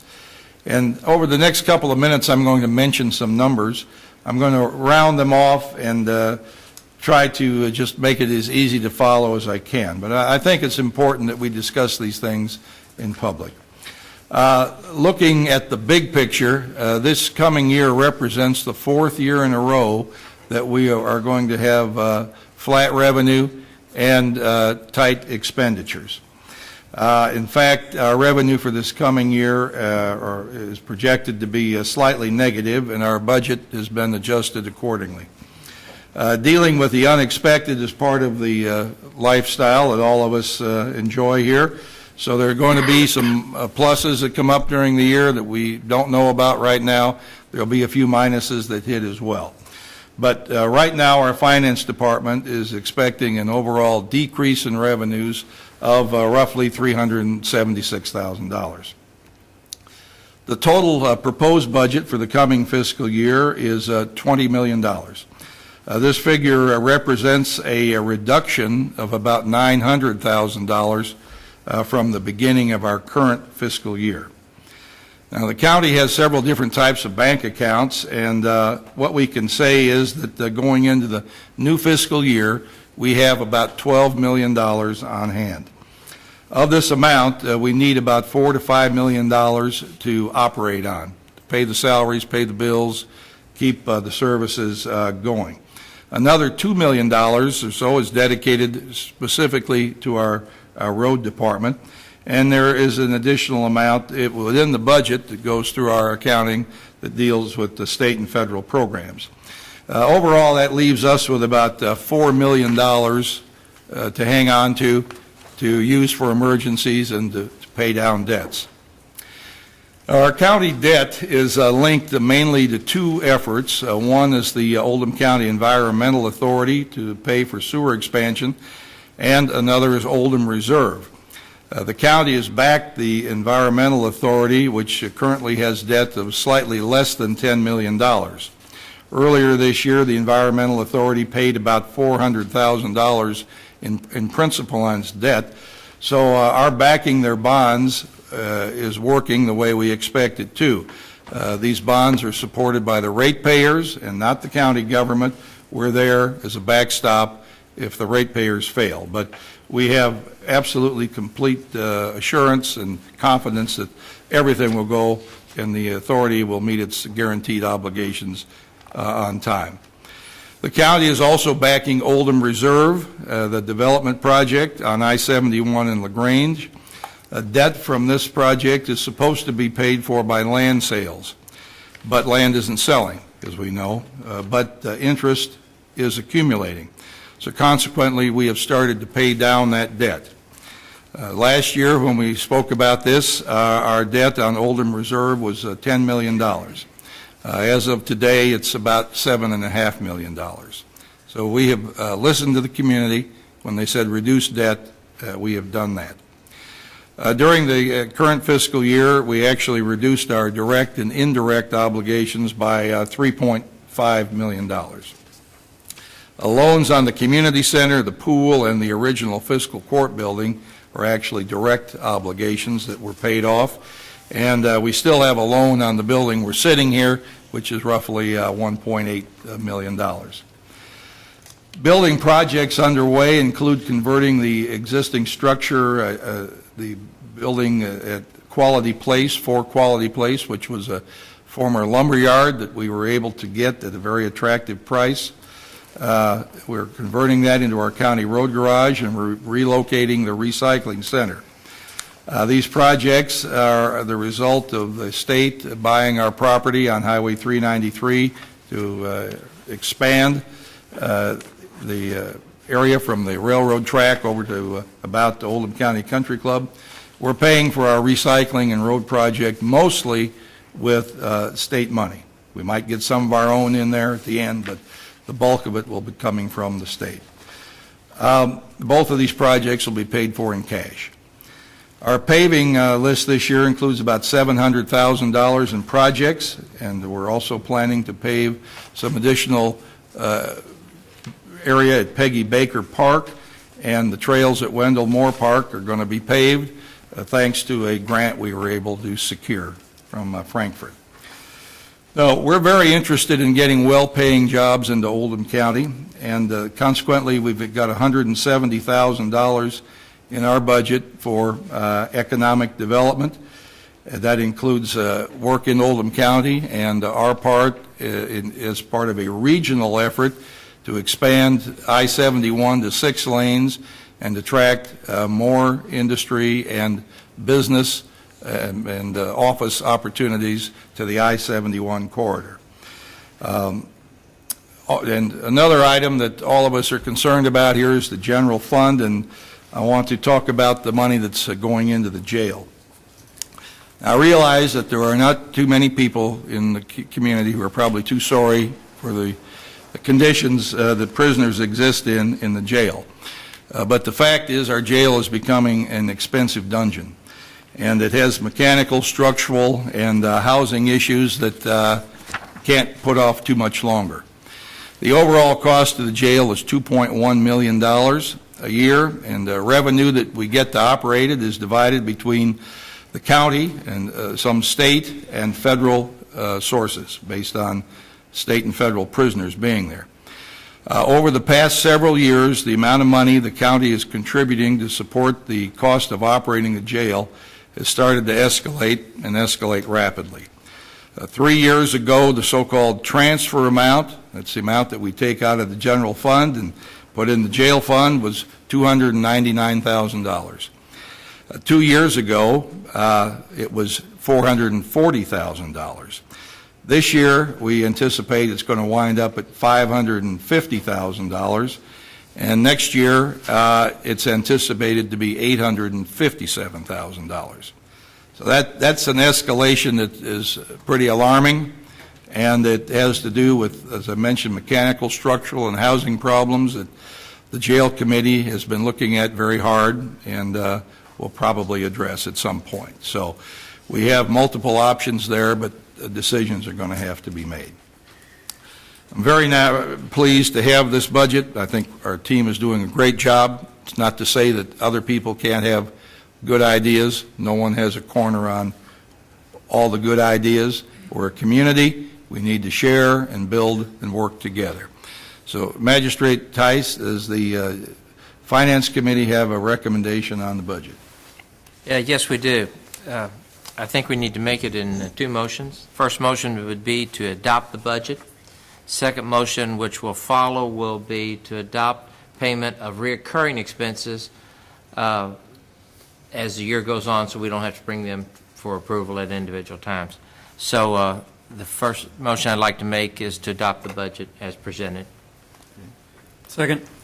Moved and seconded that the budget be adopted as presented. Total budget expenses expected to be $19,962,510.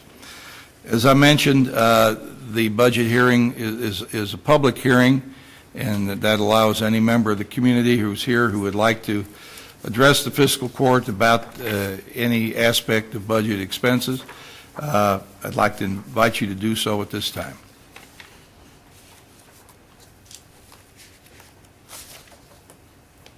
Right, seeing no one, I'll close the hearing and go on and ask the magistrates if any of them would like to ask any of our directors questions about any particular line item or make other comments about the budget or question the Finance Committee. Magistrate Eldridge. Didn't have any questions, Judge, but just wanted to comment as a member of the Finance Committee. Magistrate Tice has done a good job of chairing that. We spent a lot of hours looking at all of these figures, hashing them back and forth. We were very pleased to get it down with the help of Melissa Horn and Stan Clark to a zero budget. We appreciate the work that you did with us to get it to that point. Would also like to say for those listening at home that the magistrates were asked to comment and send in emails, and several of them did that. Even though to you all at home we are just getting this budget today, we've had a first reading on it, we've had many weeks to look over it, and I think everybody has spent a lot of time studying it and making sure that we've squeezed it down to the last dollar. Thank you. Magistrate Leslie? Yes, thank you, Judge. I want to thank the Finance Committee for what you've done. This budget is very close to what it's been for about the last 4, maybe 5 years, I would guess, and considering the revenues that have come in, and everyone on the Finance Committee working with all of the directors, Stan Clark, Melissa Horn, and everybody, I think you've really done an outstanding job.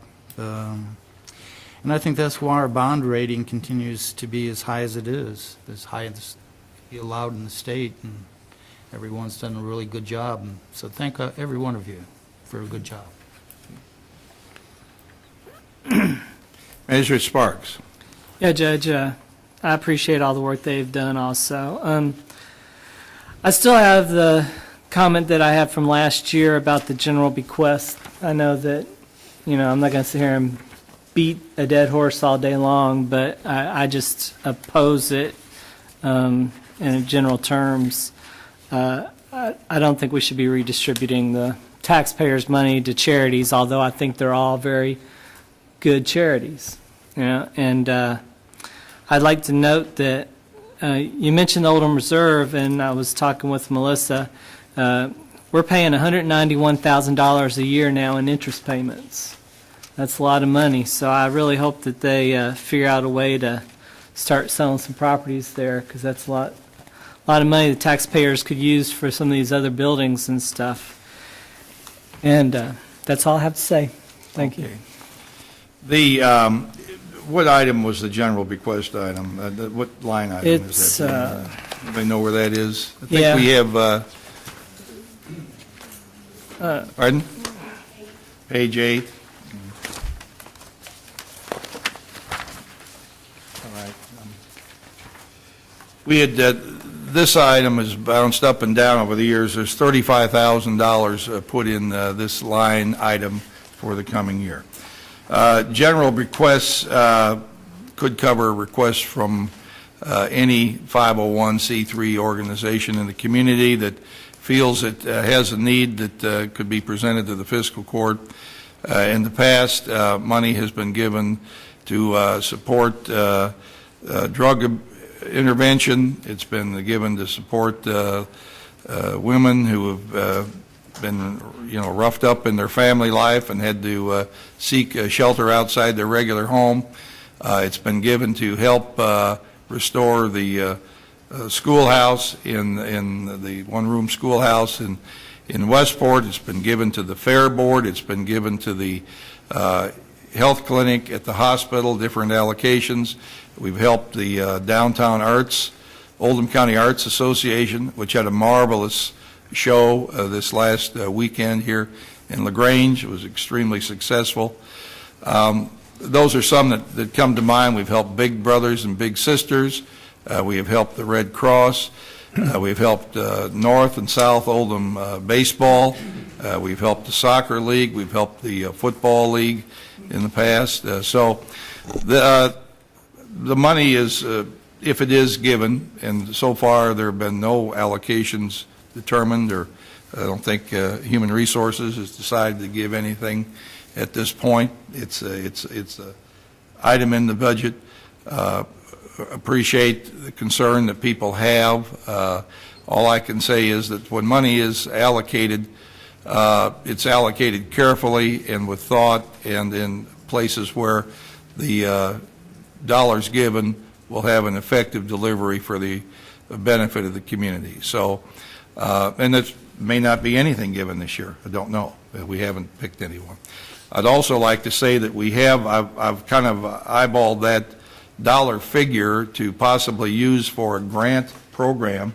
We are exploring an internet-based grant identification and management program that would let us seek or find out about all the grants that are available across the country, both government grants and private foundation grants.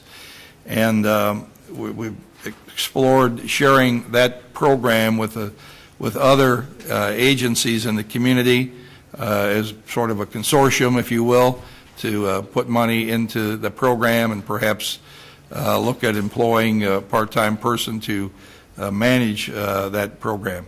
Other communities that have done it have been able to demonstrate, we're told, a significant return on each dollar invested in trying to have that program. So that may be something that could go, and that people in the consortium could range from the fire departments to the health department to Red Cross, to charitable agencies and so forth. So I appreciate what you're saying, and we are sympathetic. No one wants to give away our tax money, but in this regard, I think a number of us feel that we're multiplying our money and doing well. Is there any other comment about this budget? Magistrate Dye. Yes, thank you, Judge. I'd just like to add that I am on the committee along with Magistrate, what's your name? Eldridge. And Wayne Tice, the chairperson.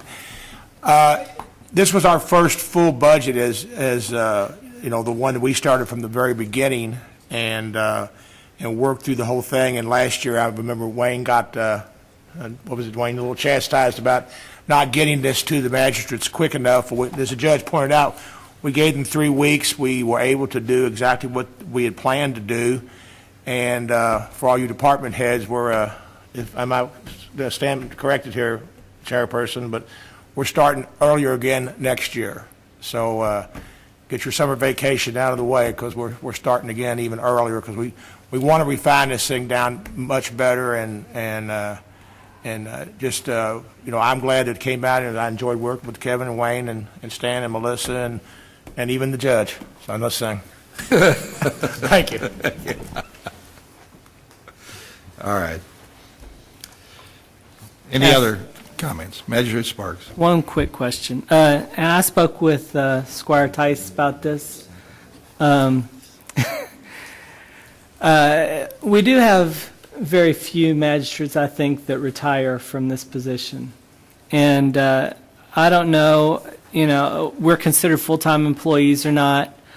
During all of our training throughout the year, we've met several people from other counties, and they've indicated to me, and I think maybe you were there at one time when we talked about it, how some of the counties, they don't have their magistrates on the retirement system. And, we spend about $80,000 a year throwing money into a retirement system that really nobody, one in I don't know how many magistrates, retire from this. I'm wondering if there's, wouldn't be a time in the future we would consider the next election, next year or whatever, reviewing the employment status of the magistrates when we're elected to see if we can't remove them from the retirement system and just be like I think we are, citizen representatives of the community up here and not lifetime bureaucrats that, are looking for a state retirement, Okay, that'd be something for the magistrates to take up. I will say this, unprepared for that comment, that members of the, we do know that when you put a position into the Kentucky retirement system, it's not, you cannot pluck it out at will. These are positions that were at some point in the past voted on and put into the Kentucky retirement system by some of our predecessors, and some of those predecessors did serve here many years. The last one that left, I think, was here 17 years. There were some that have served more than 20 years. The nature of the times seems to be that, and I don't have an objection, although I'm not interested in losing my job right away here either, but people aren't serving in these positions as long as they once did. But that's something that, let's say, an idea that's floated out that may make sense but may not be legally possible, and it may not even make sense. I think it's up to the people who serve here to decide what is appropriate and what's not. This is not a congressional pension for life or anything like that. But you can't just pull positions out of the retirement system at will. That is a law. I do know that. Judge, you're exactly right, and when J.D. did bring it up to me, I took it to the finance people in the county, and you're exactly right. It's not as easy to do, and once it's been established, it's not easy to take out or easy to do. So we did address that question, and we had a couple of questions that were brought up by a couple of magistrates that we did address, J.D.'s being one of them. So it wasn't ignored by any means. Is it that once I, as a magistrate, am in the retirement system, I can't be pulled out, or is it the position of magistrate District 5? The way I understand it is that where we are as the county, as having placed ourselves in that retirement program, that you can't go out and all of a sudden either pluck us out or pluck one or two of us out. Thank you. Right, and there are people over a period of time who move in and out of the retirement system, and so that you may be here today for a 4-year term, but 10 years from now you may be working for some agency of the government, and the time you accumulate here would count toward the time you do there. Years ago, about 35 or so years ago, I worked for the Jefferson County Board of Education. And when I left there, I cashed out my retirement. I said, well, I doubt I'll ever be a state employee again. And well, as it turned out, 30 years later I was.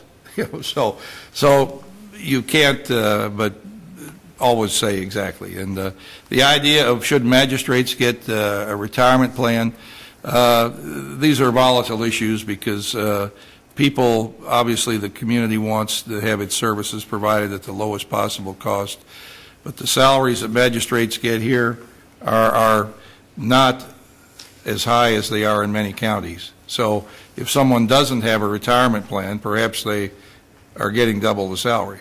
And there are ones that earn less than this too. So we looked at that several years ago, and Oldham County is less than Shelby County and several counties up the river. So, but that's an idea that doesn't get presented at the same time. So, I anyway, appreciate them checking on it. Right. Okay, I believe we pretty well exhausted our comment here. All in favor, please say aye. Aye. Opposed? Aye. Abstentions? So moved. Next item, Magistrate Tice. Yes. Now I'd like to make the motion that we pay the reoccurring expenses as they become due. Second. Moved and seconded that the reoccurring expenses be paid as they come due. Point of clarification for people here today or those watching on television, reoccurring expenses are certain expenses that just reoccur. For example, removing the trash from the county courthouse, paying the heat and light bill here, custodial fees, telephones, a whole series of expenses that are just sort of the same bills that come into your house each month. We have many of these type of bills come here, and they're just bills that have to be paid and are pretty much the same from month to month. And so the allowing reoccurring expenses gives our treasurer the permission to write the check to take care of the phone bill and other things that we're really not going to be bidding out or changing from month to month. Doesn't mean that we don't look at the bill to see what the expense is, because she knows I do, and I know she does. So we look carefully to see where our money's going, but these are reoccurring expenses. Discussion? Magistrate Sparks. Yeah, are we going to do like we did last year, Judge, where we still get the credit card bills with the payables, And also, I noticed that some of the reoccurring expenses are in the budget, but maybe some of the others are also. For example, T1s is listed in here. I would assume that's a reoccurring expense. But are all the other recurring expenses in the budget somewhere hidden? You know, I don't see electric bill in here anywhere. All the recurring expenses are in the budget. Okay. Okay. They're just labeled some way. They're actually in there as line items under utilities, are where some of them are. But if you look in your, the budget packet that we gave you, and it's actually behind the standing order, which is what we're approving right now, closer to the front, JD. Keep going. There's right there. There's a list of all the accounts that, that we can pay by this standing order. And do we sometimes review these recurring expenses to see if we can get some efficiencies like the one that our, building manager did with the... We review them, I mean, every so often I take a piece of this and start looking at them. Recently, I looked at all of our phone bills and found a phone in one of our buildings, found a phone line in one of our buildings that we no longer use. There wasn't even an instrument there, so we had that one turned off. So that's an example that we do review it. Perfect, thank you. Any other questions on Magistrate Logston? Will this be for just this year, or are we putting this where it'll be continuously a line item? Because I would like to have control where we don't give it up forever, but if we have to come back and review it. What are you talking about there? Or paying the reoccurring debts. Oh, well, Just this year. this is, this for it's this approved year? every year, reapproved. Right, so it And- has to be reapproved every year. That's So in right. case we wanted to go back and review it, we could. Oh, yeah. Okay. And you're free at any time to ask to see any of the bills. I understand. That are paid through this. This is just basically a shortcut on routine stuff. Okay. Any other discussion? All in favor, please say aye. Aye. Opposed? Abstentions? So moved. Moving on to item G now, and let's see, this would be the first reading for a vehicle equipment ordinance, which involves giving the coroner the option to install both red and blue, or red and white flashing lights on the red and blue flashing lights on his vehicle. The coroner is not allowed to speed, but sometimes needs to move through traffic to get to a serious situation. So, Mr. Carter, would you like to go through this? Yes, Judge. This is the first reading of ordinance, Oldham County Ordinance KOC 12-320-119, an ordinance relating to the installation and use of vehicle emergency equipment by the Oldham County Coroner. And to review this, it permits Brett Donner, who is the Oldham County Coroner, and all of his certified county deputy coroners to install flashing, rotating, or oscillating red and blue lights, and it should be and siren. I drafted this, and I guess I read that in there, but it's not in there. It should be added to a private vehicle or publicly owned motor vehicle. The reason it applies, it's only during his term, and the ordinance only permits the coroner and his certified deputies to use the flashing lights and the siren while responding to the scene of a death of a human being, and in doing so, none of them can exceed the speed limit. And like I said, the limitations are that it terminates at the end of Coroner Donner's term, and the county will have to enact or amend the ordinance upon his resignation or leaving of office. if the new coroner requests fiscal court to do this, and fiscal court is inclined to do so. But on page 1, there needs to be added after blue lights and siren. And on page 2, line 4, where it says at the end of blue lights, it should be and siren. Okay. But this is a first reading, so there's no action to be taken today. Excuse me. And we'll just, if anybody has any questions, we'll answer them at the second reading. All right. Moving on now to the next item, that's item H under Community Business, and this is the first reading of an event ordinance. And Magistrate Leslie, did you want to take that? Yes, thank you, Judge. This is an ordinance that was requested by the Judge Executive Office many months ago. We went to Richard Ornstein in Frankfurt for information. He sent us, or sent actually the Chief of Police for basic event ordinances. The ordinance that we have come to hear with you today is basically a compilation of primarily the Louisville ordinance. We started with a all-inclusive event ordinance, then it went to a bike ordinance, and we're coming back around to this as an event ordinance. We've heard input from the public on both sides of this event, and this is what we've come up with. Not everybody's happy with it. Some people want more, some people want less.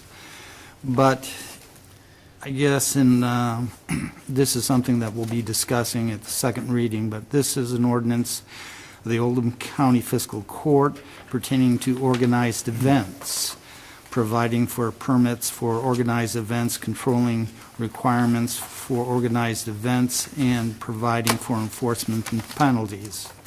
Whereas the Oldham County Fiscal Court, as authorized by our KRS 67.023, to adopt ordinances and resolutions necessary for the exercise of its powers, and prescribes fines and penalties for the violation of ordinances in accordance with law. And whereas the fiscal court deems it to be in the best interests of the citizens of the county that the event ordinance be enacted according with law. Now, therefore, it be ordained, and it is hereby ordained pursuant to the Kentucky law and the powers vested with fiscal court, and by the Oldham County Event Ordinance is adopted as follows. And I will go through the various sections. There is the purpose, and this is for the safety of the residents and visitors of Oldham County during an organized event. We have the definitions. Permit is required and the reasons for those. Application for permit, standards for issuance of a permit, notice of rejection of the permit, contents of the permit, duties of the applicant, public conduct during events, and that means the public at large, not the participants, revocation of the permit, prohibited conduct in connection with an event, altercation or cancellation of an event, references to statutes and other ordinances, exceptions, severability, and penalty. Basically, this is we have come to the point, I think, in the county where the public safety at whole is trying to be addressed, and that was the total purpose of this ordinance. It's not to single out any individual or prohibit any particular conduct by any individual or individuals. So that's where we are. And I know this will be put up on the fiscal court website for the public's review and comment, and we're planning on having the second reading at the next fiscal court meeting, or one after that, July 3rd. July 3rd, right. Thank you. Anybody, Magistrate Eldridge? Judge, since we just received this in our packet today and we have not gotten it electronically, would Ms. Fair be so kind as to send that to us electronically to where we could distribute it to constituents with questions? Thank you.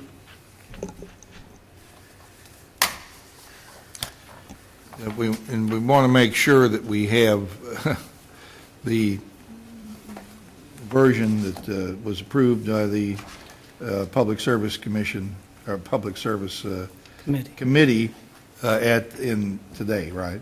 Correct. Yes, and it is, Bringing forth, because I'm not sure what it is the one that you currently have. okay. The one the judge has on his hands is not, because it's got draft written on it, and I took that off. Well, Here you mine go, did not, Judge. so. Okay. This one here. Okay. I don't think we're All supposed right, to good. have. We invite people to look at the website, and a point I think that we want to make about this and make it clear so there's not misunderstanding in the community that this, what is the definition of event? Okay? And I'd just like to read it if it's all right with you. An event shall mean a sponsored exposition or exhibition or training activity consisting of 50 or more participants for a non-commercial venture or any number of participants for a commercial venture intended to be conducted on a public right-of-way, okay, which has the potential to interfere with, impede, or is intended to be integrated with the normal flow or regulation of pedestrian or motorized vehicular traffic, including vehicles.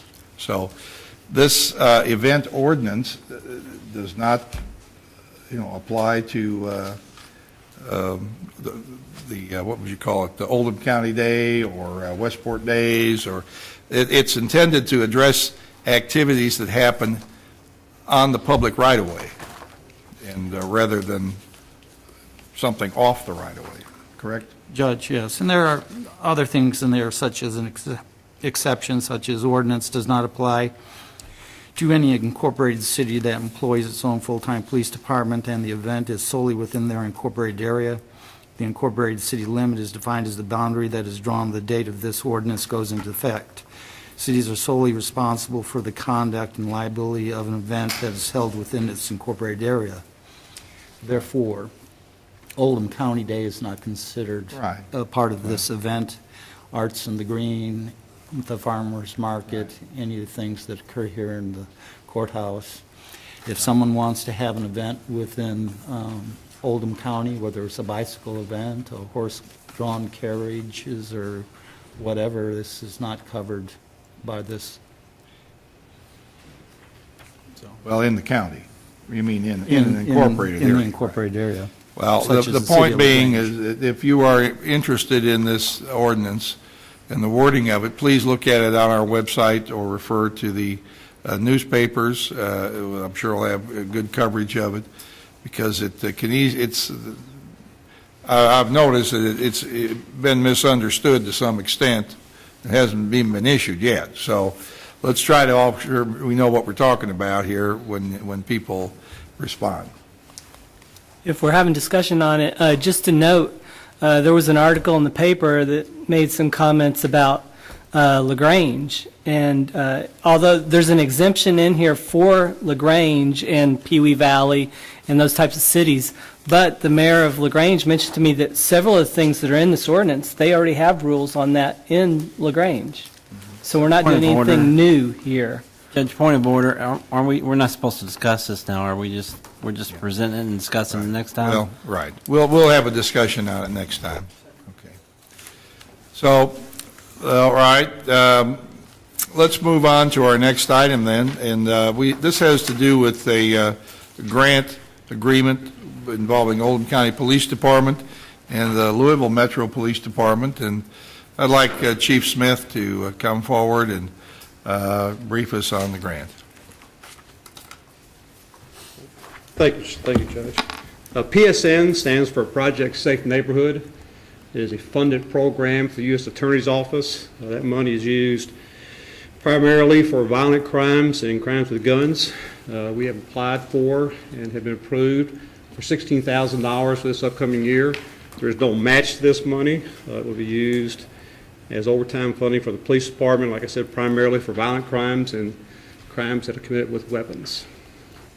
And this resolution today is to allow the judge to sign it so we can accept the money. It says with the city of Louisville, the U.S. Attorney's Office actually contracts with the city of Louisville, Metro Louisville, as a financial agent. And we submit our reimbursements through them. We currently have one for $17,000. Will expire July 1st, or end of this month, and this will start July 1st.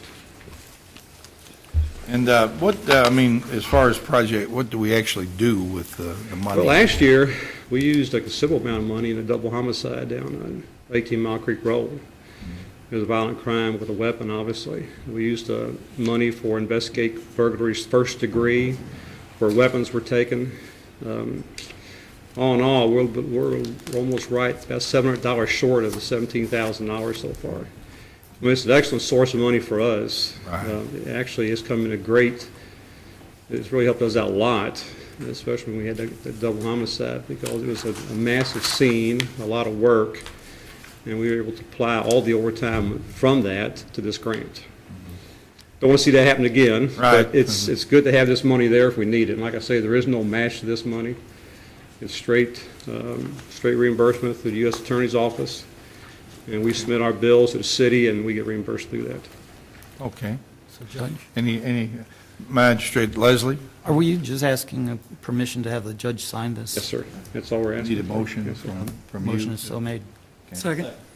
Moved and seconded, I'd be allowed to sign acceptance of a Safe Neighborhoods grant. Project Safe Neighborhoods. Project Safe Neighborhood grant in the amount of $16,000. Any further discussion? All in favor, please say aye. Aye. Opposed? Abstentions? So moved. Thank you. Appreciate you getting that money for us. Okay, next item on the agenda here has to do with, where are we? We did the fire monitoring, now we're down to property and casualty insurance renewal. And who is going to handle that here? Okay, I think, Sue Porter, who is with CAECO. If you'd like to come forward and explain the renewal to the fiscal court. Welcome. Thank you. My name is Sue Porter, and I'm with the Kentucky Association of Counties as a regional agent representing our insurance programs. And I'm not sure if what's in your packet. We all have a copy of it. Okay. This is a renewal of your current insurance program that you have with CAECO. There are no changes in limits of liability, coverage, language, or deductibles in the policy from what you've enjoyed for the last few years. And I've asked the court to entertain renewal of our insurance, which renews July 1st. Okay, this covers general liability, liability for public officials, employment practices, law enforcement liability, auto liability, auto physical damage, property damage, crime, and flood damage, and non-owned auto. And we don't have earthquake coverage here. We have looked at that idea and declined it, taking our chances on it. It's fairly expensive coverage, and It's going up, I hear. Rolling the dice on that one. I hope we don't have any earthquakes here. Is there anyone who would like to ask about any of our coverages? Don't have any questions, Judge, but I would make a motion that we accept this renewal agreement. Second. All right. Moved and seconded that the renewal of our property and casualty insurance with CAECO be accepted. Magistrate Dye. Yes, Mr. Porter, I just got a question. On the deductible, when you've got $3 million limits, aggregates of $5 million and such, and you've got $1,000 deductibles, speaking from an individual point of view, are these deductibles, would you say that could they be raised and have an amount saved, would be a savings in the premium that would be worthwhile? Was that addressed at all? That's an excellent question, and we have looked at that. We did raise a few years ago, raise the deductibles up a little bit on a couple of your liability lines there. I can tell you that the short answer is not much savings at all generated from that. That would have to do with the fact that your loss ratio is at a level to where the premium is set by the underwriters at a level that they feel like is commensurate with your exposure. So changing the deductibles is not going to give you much credit at all at this level. And I can also tell you that I work in a 50-county area representing CAECO Insurance, and of that, your deductibles are probably equal to, in most areas, or a little bit higher than, in your higher deductibles, than most of the counties. And all of the counties, actually, that I deal with. I can't speak for the entire state, but for the ones that I do, the $5,000 deductible that you have on your liability, a couple liability lines is the highest. And there's not a lot of credit to be given for those. I mean, we can always look at it whenever you'd like to, though, and that can happen throughout the policy term. I think we have actually, not too long ago, within the last year, maybe within the last 2 years, reviewed that with you. Any other questions? All in favor, please say aye. Aye. Opposed? Abstentions? Thank you So very moved. much. Thank Thank you. you, Sue.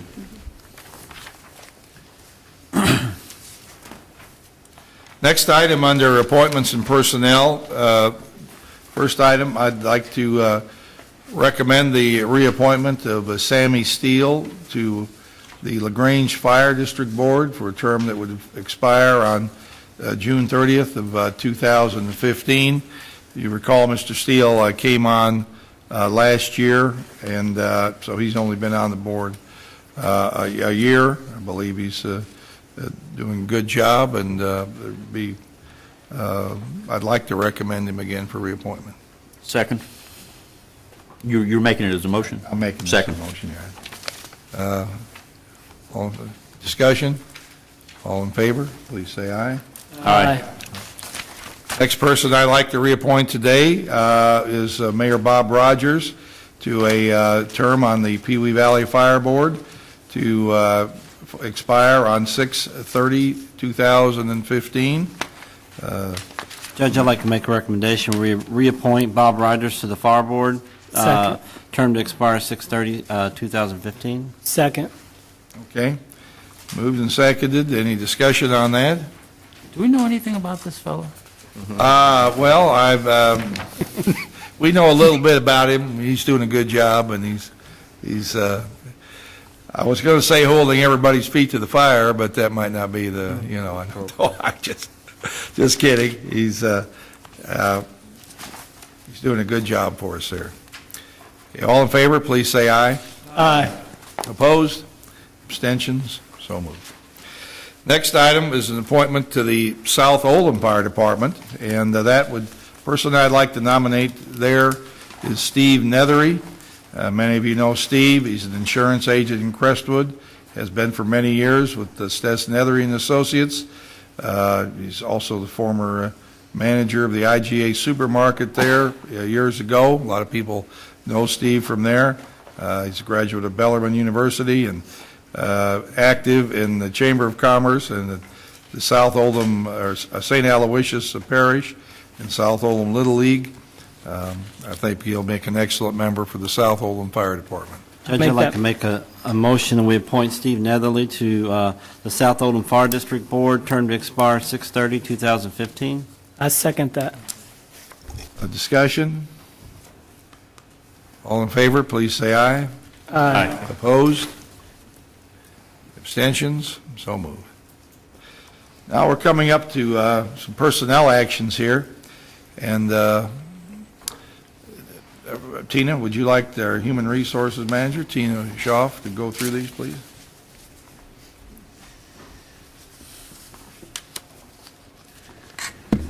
Well, we've had some turnover at the pool already. It looks like we need 3 building monitors, Allison Brady, Edward Brady, and Catherine Haas at $7.25 an hour, and 1 aquatic assistant, Marcia Henderson, at $7.25 an hour. We need them effective May 21st, if That's possible. going to be kind of hard to do. Well, retro back, they started on May 21st. Can't turn back the clock here, can we? No. Make that motion. Second? Second. Moved and seconded, Allison Brady, Edward Brady, and Catherine Haas be appointed as building monitors, and Marcia Henderson as an aquatic assistant at the pool. Are they all supposed to be effective May 21st? Yes, sir. I guess they've been working. Okay. And any further discussion? All in favor, please say aye. Aye. Opposed? Abstentions? So moved. Thank you. Well, there's two resignations on there, too, Tyler Mason and Amanda Hogue, and they're effective on 6/5/2012. There a motion to accept these resignations? So moved. Moved and seconded. We accept the resignation of Tyler Mason and Amanda Hogue. All in favor, please say aye. Aye. Opposed? Abstentions? So moved. All right, time now for our second public comment. If there's anybody who is at the meeting or has come in that would like to address the fiscal court, now is the opportunity, and we encourage you to do so. All right, seeing no one, I'll close public comment and see if any of our magistrates have any comments they would like to make on regard to the meeting. Magistrate Logston? Judge, I have nothing on this meeting, but I would also like to publicly thank Mayor Rogers for his diligent work with getting the crossing gates. Ernie Harris and Secretary of Transportation Mike Hancock also for helping them get the $219,000 needed to put the crossing gates in through Pee Wee Valley, which will make it a quiet zone for Center Avenue, Mears Lane, and Wooldridge. As the mayor said, it will take anywhere from 12 to 18 months, but I think it's a great thing that Senator Harris and Secretary of Transportation did get that money for them. And Mayor Rogers has been working. I was on the city council with him back in 2003, so he's been diligently working on this for years and years to get that done. And I just want to thank him for following through with it. And also, City of Pee Wee Valley also kept their tax rate at .14 per hundredths with a 10% discount if it's paid early. So thank you, Mayor, for keeping the tax rate the same, too. Okay, thank you. Magistrate Dye? Thank you, Your Honor. I just want to report that the state has finished the project as far as the guardrails on 1694 from county line right there by St. Mary's Church all the way to 329. So the people, most of the people I've talked to are very satisfied with them. Thank you. Magistrate Eldridge? Nothing, Judge. All right. Magistrate Sparks? I just wanted to say I appreciate all the citizens who went out and voted, and congratulate all the candidates who won, and I appreciate all the candidates that ran and didn't win, but they tried hard. And I'd also like to thank everybody for attendance to the Memorial Day events last week. I thought it was well attended, and thank you all for supporting your veterans. Magistrate Greenwell? Thank you, Judge. I, too, would like to thank everyone that came out and voted during the May primary. While we beat the state average by a few percentage points, we shouldn't be complacent at that because it was kind of a dismal showing at that. So I also would like to thank everyone who supported me in my bid for Circuit Court Clerk. Had a lot of people that worked at that, and I appreciate their help, and I want to congratulate the winner, Rick Rash. Thank you. And, we appreciate the good sportsmanship isn't exactly the right word, but you know, the high quality campaign that you ran. Thank you. Yeah. Magistrate Leslie? Nothing. Okay. Magistrate Tice? Yeah, I've got a couple of things I want to bring up. We were talking earlier today about the budget, but we just are blessed to have the financial team that we do have in Stan Clark and Melissa Horn, and I don't want those to ever think they are not appreciated. Number two is you're not any better than the people around you, and we have a lot of great employees in this county.